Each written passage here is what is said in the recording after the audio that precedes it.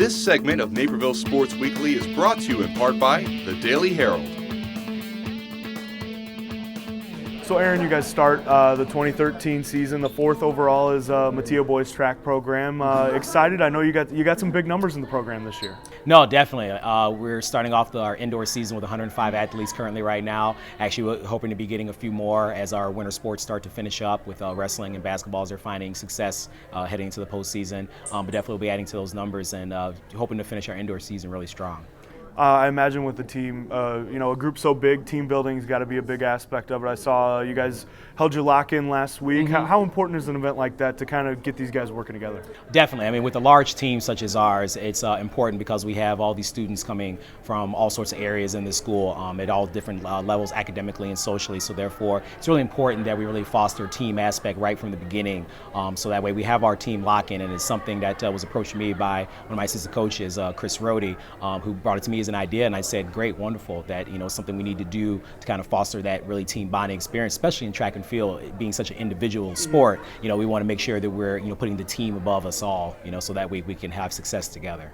You mentioned Chris. I know he's your distance coach, and the distance guys had a good showing. Your guys' opener at Joliet West, top 4 spots in the 800 meters. How cool was that to see? Oh, that was wonderful. I mean, when I saw the results, it was just wonderful to see at both Far-South and varsity levels that we swept some different events there. So therefore, it was really exciting to see that Coach Rohde's been really carrying his success from cross country right into track and field, which is really one of the pillars of our program. And then of course, with all the other areas and sprints and jumps, we really try to build all of our athletes to be very successful, so that way we have success across the board. How big is it for you guys to get out there? Just to get on a track, I imagine has to be one of the good things. Not only do you have those first meet jitters, but first time really coming out of a blocks and competition. That's a little bit of a part of it too, right? Oh no, definitely. I mean, one of the only advantages that we have being here at this school and being on this side of the district is that we do get to practice 1 day a week at an indoor facility, the Vaughn Athletic Center, and it's really just not enough time there. I mean, when we get there, it's only about an hour and a half that we get the facility before we have to come back to school.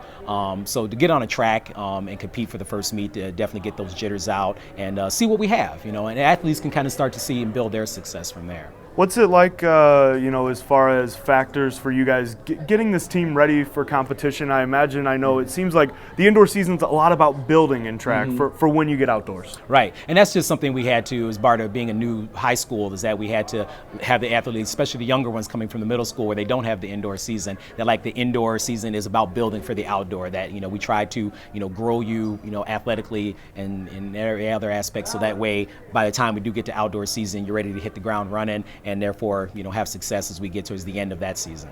You mentioned, or we talked about, the 800 runners shining at Joliet West. I know you guys had a lot of PRs, on both levels. Who were some of the guys that in other events kind of shined?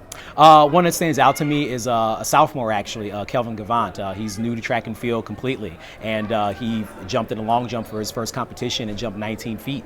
So that was definitely a wonderful thing for us to see. Also have a thrower that's a sophomore, Christopher Wong, through the shot put 37 feet his first time, and took the Far-South shot put event. So that was definitely good to see at those younger levels where we're really trying to build and sustain our program for the future. And you mentioned those younger levels. You guys second at the fresh soft level in the conference last year.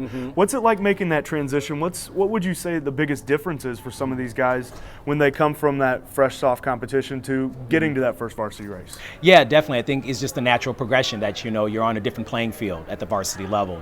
So, but I think our athletes are very responsive to that. They want to find success. They like to challenge themselves, not just within the team, but also individually as well, and therefore have that sense of competition. So that way, when they do go out against good competition, they're able to meet the challenge.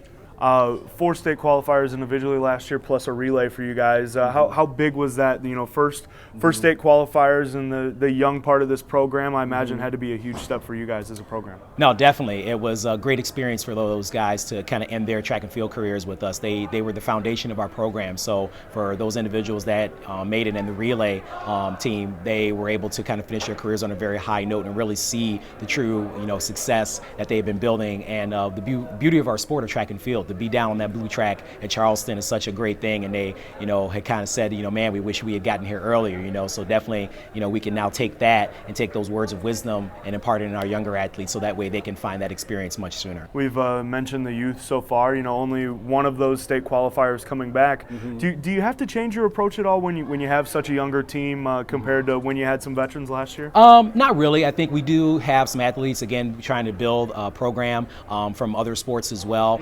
There are kids coming in that are leaders in other sports, be it football, be it soccer, basketball, wrestling, whatever the case may be. And so when they come to track and field, they already have some natural leadership abilities. So it's just really kind of maintaining what we do, helping the younger athletes to, acquire the skills, not only as far as athleticism, but also leadership and responsibility skills as well. So that way we help sustain the program into the future.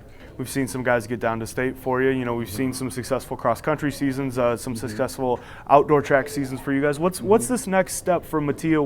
What's the next part that you're looking for as a measuring stick for this team? Just trying to keep that consistency. Whether it's qualifying one athlete for state or 20 athletes for state, whatever the case may be. That's definitely what we want to continue to achieve, is setting that goal during the championship season of finding success at high levels, qualifying athletes for the state meet, and getting the kids that experience as much as we can earlier on, so that way they're not waiting until their senior year to do it. They can do it in their sophomore and junior years, and therefore keep the success in our program going. Now, I know you guys start out the schedule-wise as far as, one competition a week. I know with the relays meet coming up at Plainfield East and then indoor conference, ball really starts rolling here. How do you guys have to adjust going from, a lot of practice time to where meets seem to be what dominate the schedule there for this middle part of the season? Yeah, I think it's good for the athletes because we only have about 3 weeks prior to our first meet. So therefore, a lot of time is the repetition of, the training and the technique work and different things like that. So I think it's really good once we get into the competitive part of the indoor season that the athletes now can